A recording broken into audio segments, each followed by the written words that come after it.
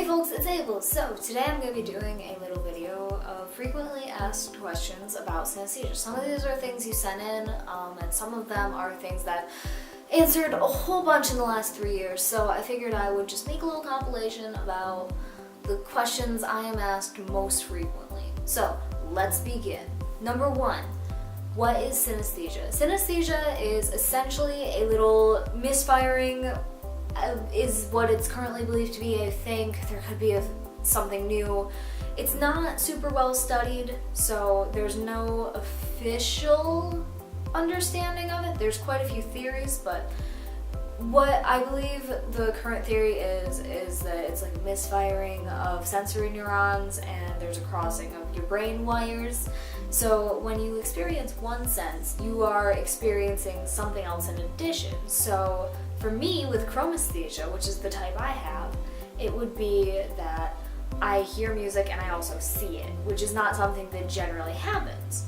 And then there's also different versions of it. People can like taste colors or smell the things they see. It's very interesting, it's very neat, and there's a lot of different types. There's so many. There's tactile things, there's all sorts of stuff.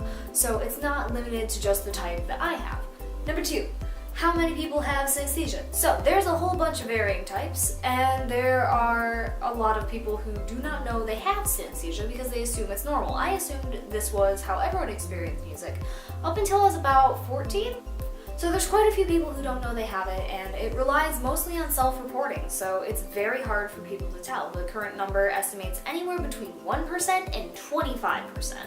So it's really hard to tell. I personally believe that synesthesia is a lot more common than most people think. It's just that most people don't know they have it, because I certainly didn't, and I know a lot of people who I've spoken to only realized after seeing my work. So it's really up in the air. 25% is the highest I've heard, 1% is the lowest I've heard. It's somewhere in there, probably. And now the rest of the questions here that I wrote down are mostly related to chromesthesia, which is hearing music or other sounds, and then seeing that. So for me, I only hear music. That will vary person to person. Some people will see all sounds, some people will see only voices, some people only instruments. It's gonna vary. That is one of the questions that was on there was, do you only see music? Me, yes. Other people, no. Another one is, do you see the music projected out in front of you? For me, no. There are 2 types of chromesthesia, which are projective and associative. So people who project, projectors, they see it out in front of them as just like a visual moving in space. And then I see it up in what people call a mind's eye or a head space, which is where associators see things, which is, think of anything really, visualize something. That's where I'm seeing it. That little space up in your head where you see a daydream, that is where I see music. And now, this one is really common, and I get it a lot. I think it was one of the first questions I was asked in my radio interviews, and so it's something that I get a whole bunch, and people are always like, this is probably really weird to ask. No, not at all. It's something I get a ton, and I totally understand where you're coming from. Can I drive while listening to music? Yes, I am pretty good after 18 years, almost 19. My birthday's coming, woo! But after almost 19 years, I can kind of put that on the back burner and not focus on it. I don't constantly pay attention to it. It's like if you have like a quiet TV in the background, you're gonna tune that out eventually. It's very easy for me to tune out. However, I like to listen to podcasts when I drive, so not a big deal anyway. That's just a personal thing. The next one is, does whether or not you like a song impact how it looks? No. The song is gonna look how it looks based solely upon how it sounds. It's nothing to do with my personal tastes. I can have a song that I hate look beautiful, or a song I'm into not be my favorite visually. It's really no big deal either way, and like I said, I'm good at tuning it out, so if a song I like is playing and I'm not into the visuals, I'm probably just not going to pay attention to it. I'm just going to ignore it the best I can. Do covers look the same as original versions of a song? No, they are super different because the vocals are different. The way it's sung is going to be different. Often the instruments will be different. So it's going to sound completely different, therefore look completely different. The next one is, do live versions look different? If it is sung with like a fair amount of difference to it, then yes, it will look a little bit different. But often if someone has a very different voice live than they do in a recording, I can think of, I want to say in the early days of the band Perry, it was very much like that. I saw recordings of her live, and also I had heard studio versions, and they sounded very different. So that, yeah, looked pretty different. Same thing with Foxy Shazam, they looked very different live. And so it's kind of dependent upon how different it is. If it is markedly different live than it is in a studio version, yes, it will be a little different. Going off live music, do you enjoy concerts, even though you're seeing visuals? Yes, I do. However, I often will have to take a break in the middle of a show and just kind of step out and take myself a little chill time, because it can get a little bit overwhelming. So I gotta go take my breaks. I'm prone to sensory overload, so I have to just kind of step out for a minute, take a breather, and then go back. With smaller concerts, it's a lot easier to do. With larger, I generally just hope that there's going to be a little bit of time between the opener and the main act. So that helps me out, gives me a minute to kind of breathe, and then I just go right back in.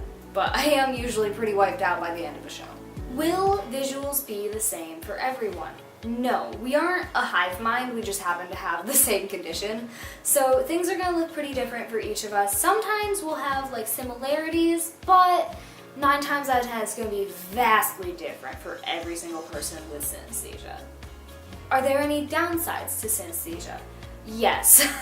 I just mentioned when we talked about concerts that I get pretty overwhelmed, and that is an issue. And so I am prone to sensory overload, which you can get if you don't have synesthesia. That's something that's not specific to us.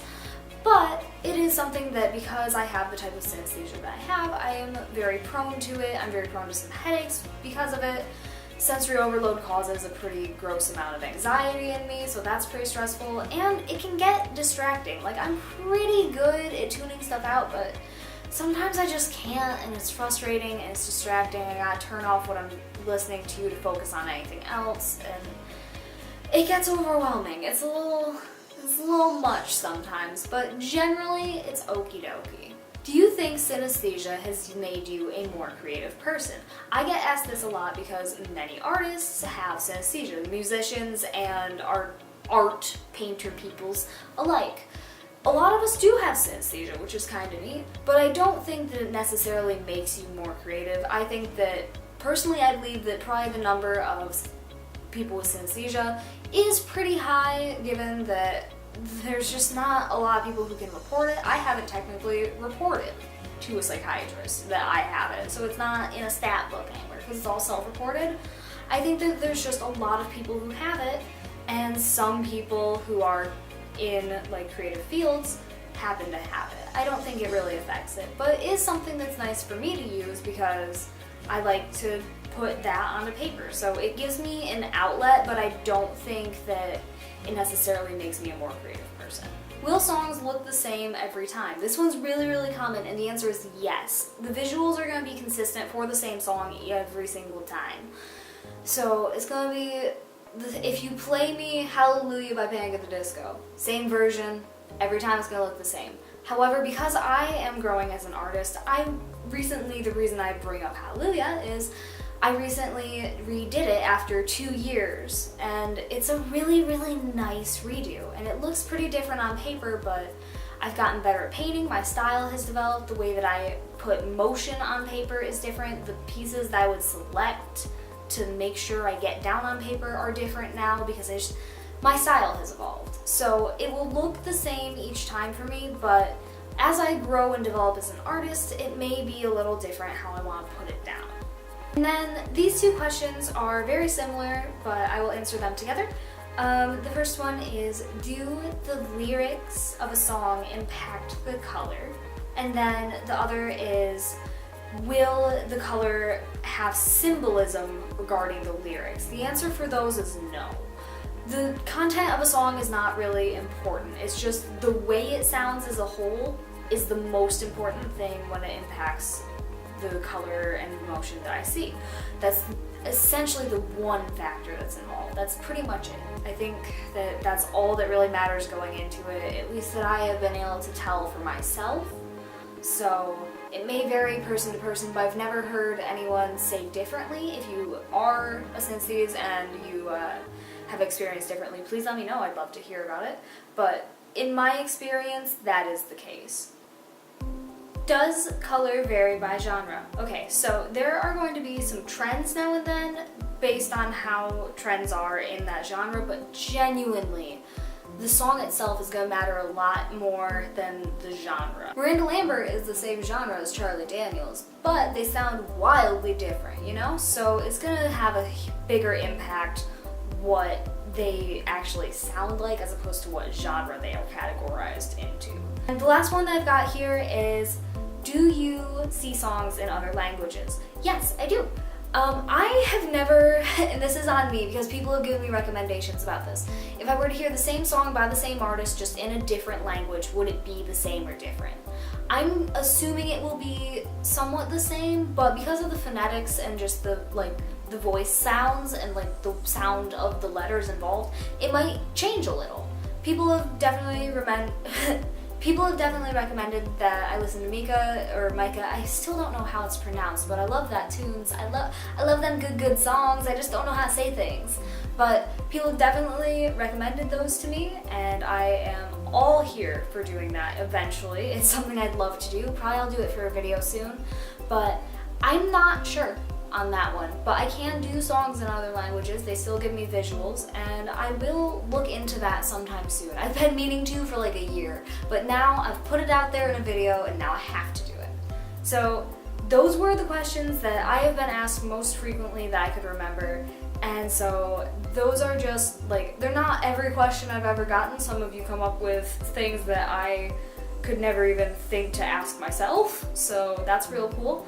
I am always okay with questions about synesthesia and my experiences with it. Please know that my experiences with it will not be the same as everyone else's. Every person is different, their experiences will be different, so it's gonna vary.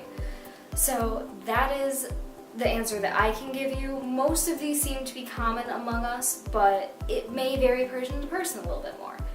So that is all I've got. Feel free to ask anything that you want to ask. I will definitely answer, as long as I find time and don't lose messages and all that good stuff.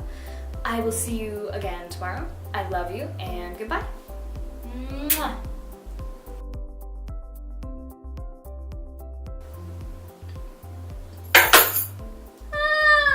My keys fell.